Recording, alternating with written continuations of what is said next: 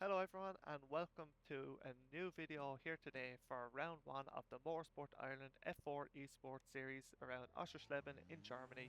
As you can see the calendar here, 4 races in this series including a Intake 6 practice clear, race don't cross which the we white which line. happened Alright, Ken, last we've week. got 9 I was minutes just to so do the everybody could business. get familiar with how things were going to be run, see if any tweaks needed to be made to the format. And speaking of the format, it is a 10-minute qualifying or 3 lap which sets the grid for race 1 which is 20 minutes, and then there's a second race with a reverse top 10 grid from the first race. So if you finish 10th in the first race, you will start from pole in the second race. So as we come out of the final turn then to start our first lap in this qualifying session, and it's actually going to be our fastest lap in this session, which isn't a great sign because you'd expect the second or third lap to be faster with warmer tyres. But into turn 1 now, 5th gear, then down into 3rd for the right hander, trying to keep it nice and tight, not going too wide, and then on the exit trying to get the power down early, but you could see there is getting a bit squirrely on the exit.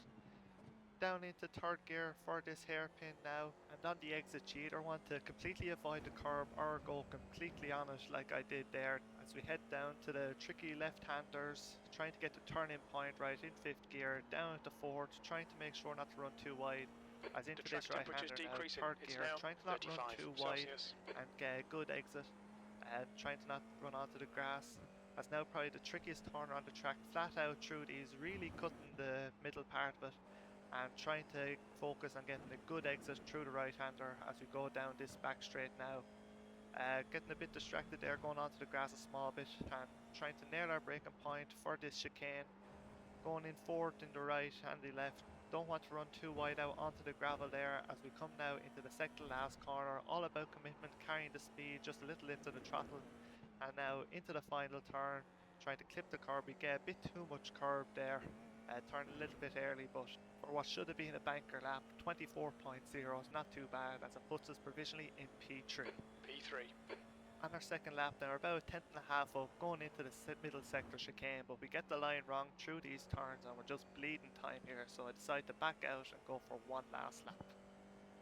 And as we start that final lap now into turn 1, taking it very nicely in 5th gear, down to 3rd for turn 2, this right hander. Go a bit wider than our first lap, but we gain more time on the exit as we have a bit of a snap on the exit. In down into the hairpin at turn 3 then, keeping it nice and tight, and compared to our first lap having a much better exit, not getting too much out of shape, and we're 2 tenths up already in the first sector, so you can see the Sector 1 difference is zero that point 0.3 off the having pace. warm tyres makes. As through the triple left-hander then into the second hairpin, we're 3 tenths up on the way into that, getting a good run through this hairpin. On the exit, losing a small bit of time, but we're still 2.5 tenths up. But once again, through the middle sector chicane, we cut a bit too much, and then on the exit onto the straight, we go wide, and that is our qualifying over. Watch the track limits. So at the end, then we finish in P7, 8 tenths off pole, and compared to the practice race last week, definitely an improvement, and I feel like we can make some progress from here.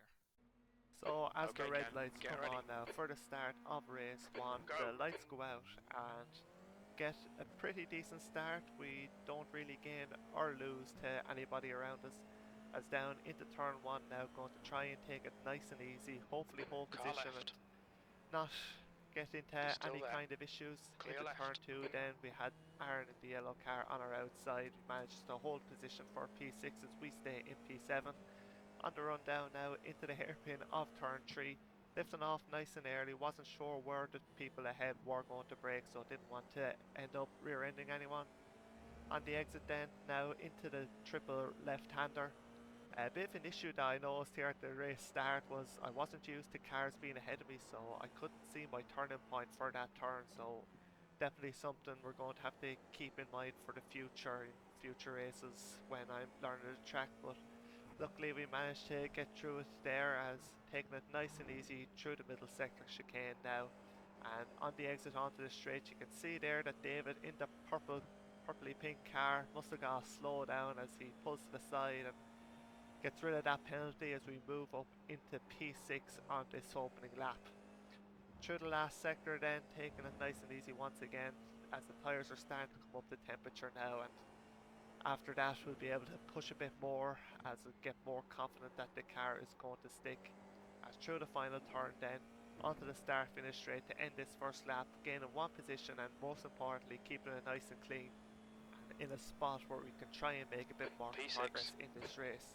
But into turn 1 on lap 2 I missed my braking point and cut across turn 1 on the exit there, doing my best to not rejoin too unsafely in front of the cars behind me, so I keep completely to the right hand side on the grass and we drop from 6th down into last.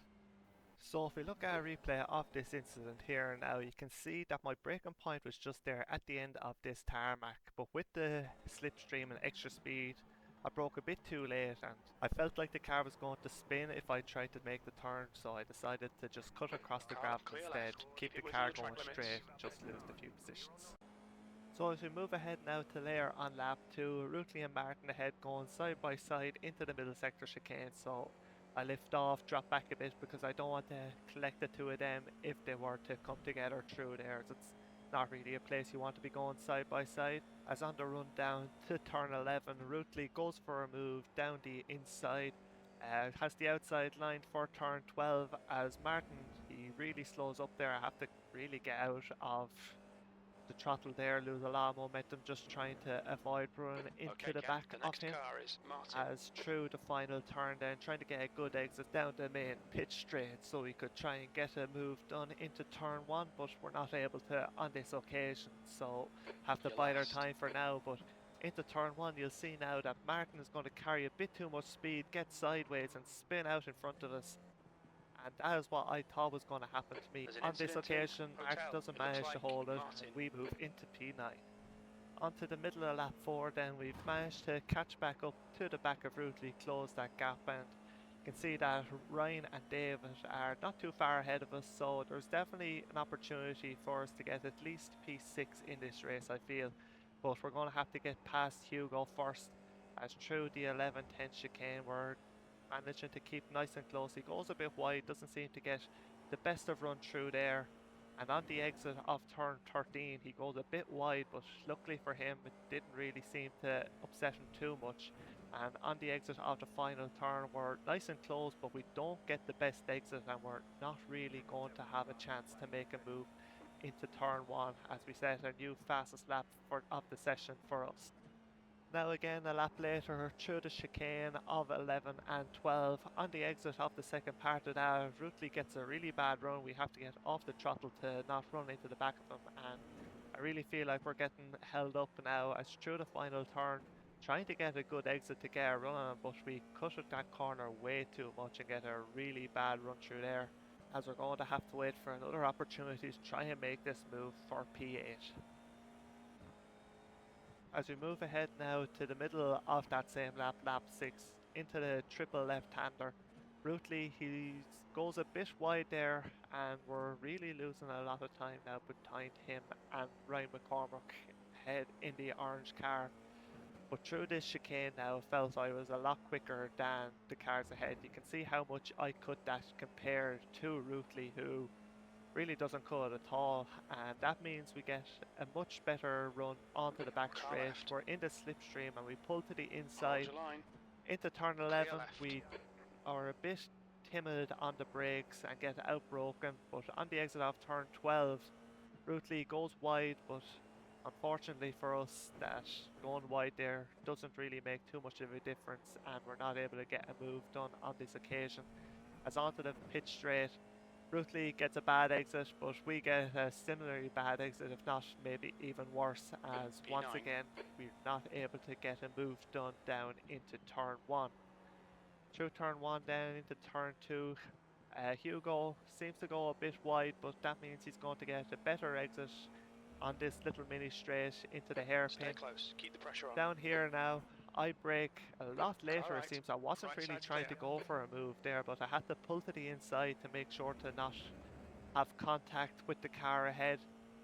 We don't manage to get the move done, though we managed to hold on to P8 as we're now going through the triple left-hander once again. Rutley going a little bit wide, and that compromises his run into this hairpin here. We get the inside, but unfortunately with the outside line he managed to get a better exit, and he's just ahead, so we back out of that and make sure that we don't cause a big crash. We get a bad exit onto the straight and have to stay behind for now.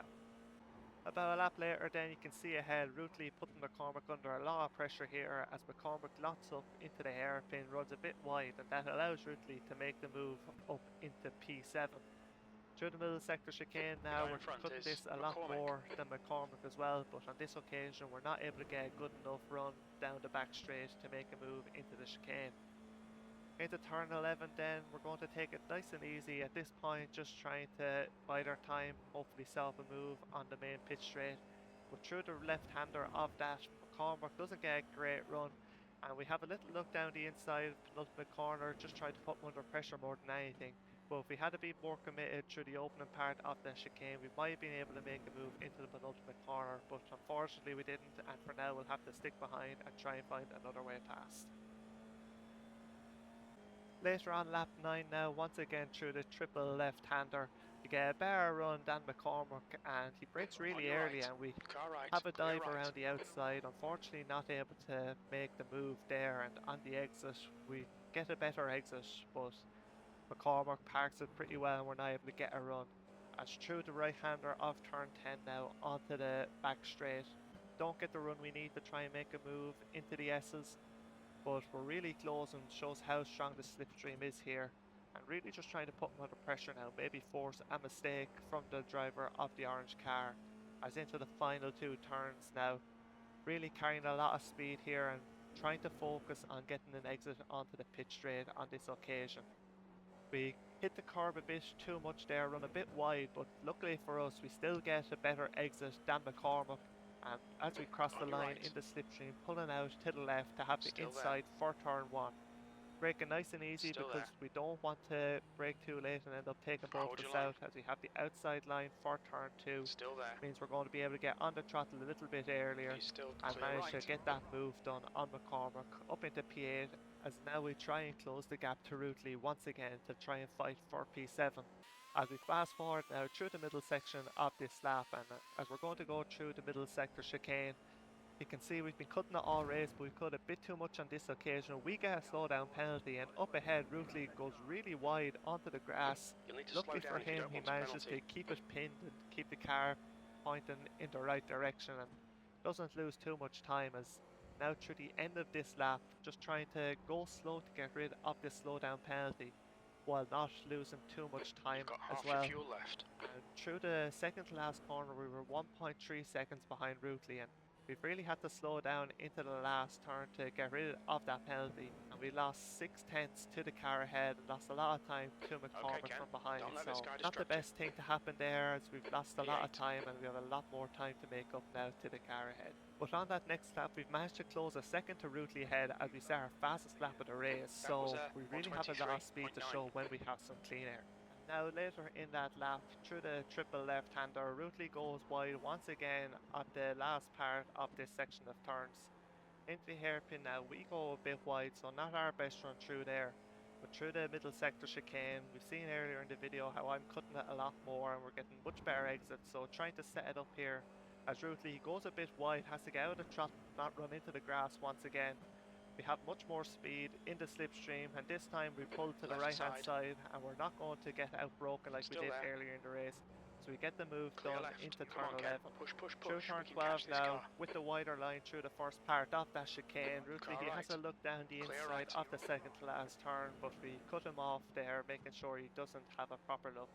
And now trying to get a good exit onto the pit straight so we're not coming under any pressure into turn 1, and we secure P7 for now. And I'm going to show this full lap as it was my fastest lap of the race, so I'm going to be quiet and you can enjoy a lap of Oschersleben.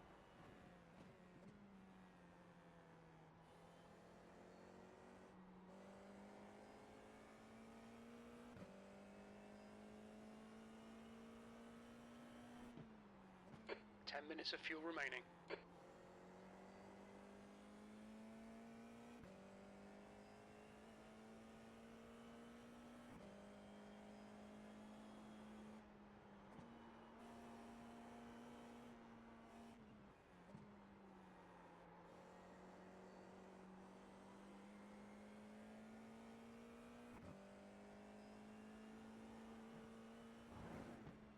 That's 2 minutes left. 2 minutes.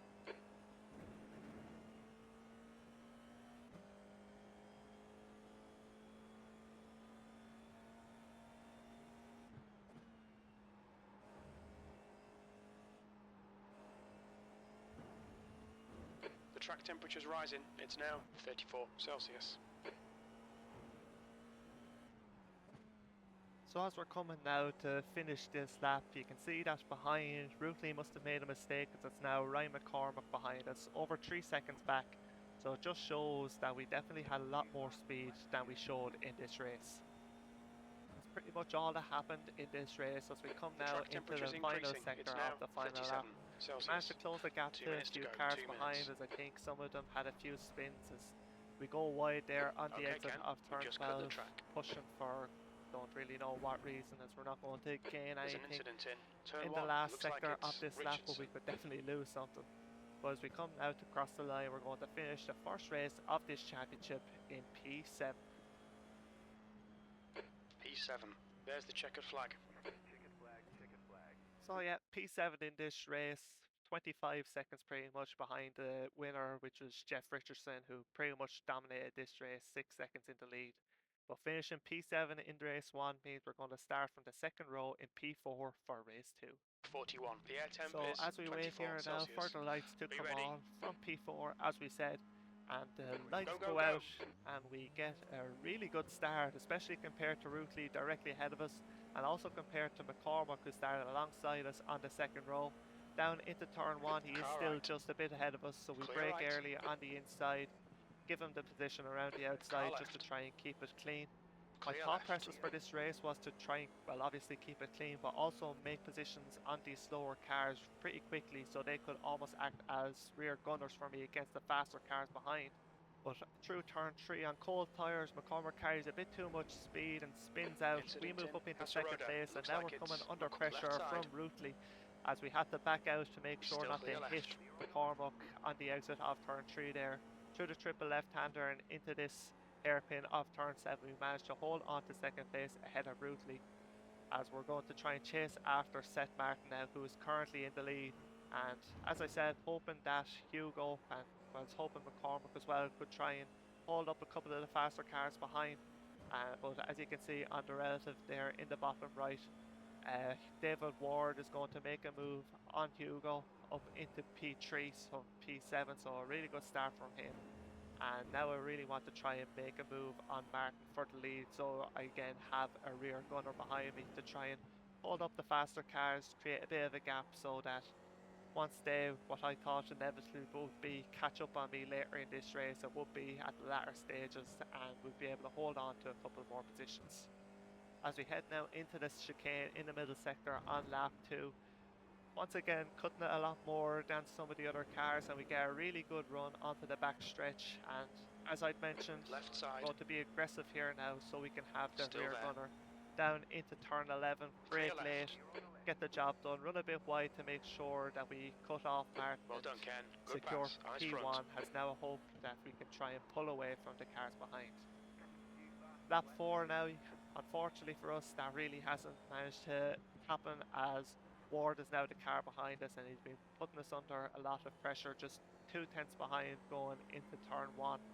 And to be honest, at this point of the race, I was feeling a bit nervous. I haven't led a league race in a long time. I hadn't lead raced in a long time, and you can really see that shown as on the exit of turn 3, we go way too wide, complete opposite lock on the exit, and that's just putting us under even more pressure from David behind. Through the triple left-hander then, I was a lot quicker than the slower cars in the last race. 15 minutes left, that's 15 appears minutes. that David is a lot quicker than me, especially at this point of the race, as we head now into the middle sector chicane. As a tricky corner, it still felt like one I was pretty good at, as on the exit now you can see that we're not coming under pressure from David behind. He's not really gaining on us there, but you'll see now through the final turn, this is where David was a lot quicker than I was. I don't know what I was doing wrong or what he was doing differently, but he just closes up a lot, gets a lot better exit, and we pulled an extra 10th or 2 during the rest of the lap. But now on the run down into turn 1, he's really gaining on us. He decides to not go for the move there. I did leave him room on the inside. I was kind of expecting him to just send us there and take the lead, but managed to hold on for now at least. But as we skip ahead now to the end of the lap, going a bit wide there through the exit of turn 12, don't get a great run through turn 13, we go really wide, missing the apex, and like I've mentioned on the last lap, David gets a much better run through the final turn, and on this occasion he's closer than he was on the last Car lap. left. Gets the slipstream and then pulls to the He's left hand still there. side, and really I'm not going to defend it now. I feel He's like still he's there. quicker, and I don't want Clear to left. lose time to some of the other faster cars behind, so we give up the Come on, lead don't let him for get now, away. and now we're just going to try and stick with David and see if he can pull us along a bit.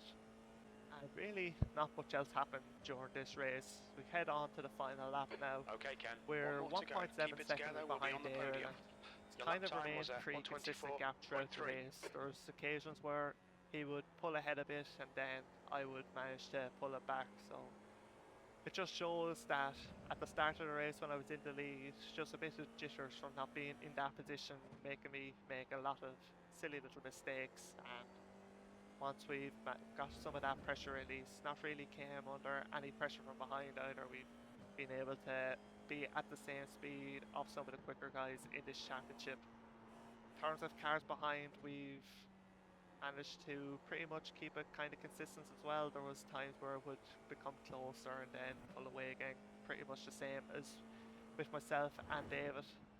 But all in all, suppose this was a pretty good start to the championship. Obviously only 4 rounds, 8 races, so they can't afford to have too many bad races. And in the first race had one bad moment on lap 2, which kind of ruined their chances of a really good result, but got a good damage limitation with P7, and starting near the front in this reverse grid race, we've made the most of it.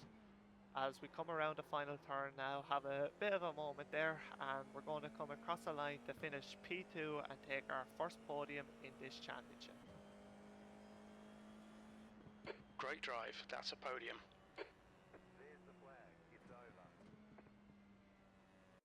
So yeah, P2 in this race, just over a second and a half from the lead, and then about 2.5 seconds from the cars behind. I didn't have the standings available to me when I was making this video, but I believe that leaves me in 4th place. So not a bad opening round. The next race in Snetterton is in 2 weeks time, so I'll hope to have a video for that as well. But that's all for this one. Until the next video, thanks for watching, and I'll see you later.